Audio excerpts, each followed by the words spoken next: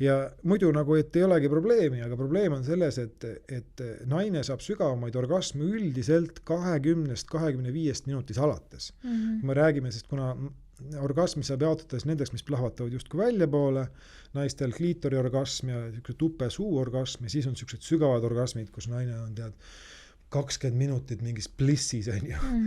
Et selleks, et sellist sügavamat orgasmi saada, mis nagu täidab nii hingelisel kui kehalisel kui erinevatel tasemetel, läheb tavaliselt lihtsalt palju kauem aega. Aga kui mees tuleb 15 minuti jooksul ära, siis ongi selline orgasmi nii-öelda gap, kus naine ei jõua nende sügavamate orgasmideni ja mees tuleb lihtsalt varem ära. Muidugi see on see, et õnneks paljud ei teagi, et nad eksisteerivad.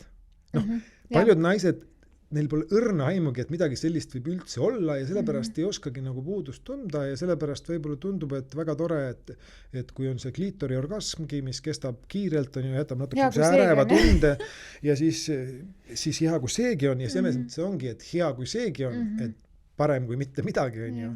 Et kui see kliitori teema tuli nüüd, eelmise sajandi alguses ja keskel tuli teemaks, siis oli ikkagi positiivne, sest mindi nagu nullkohast.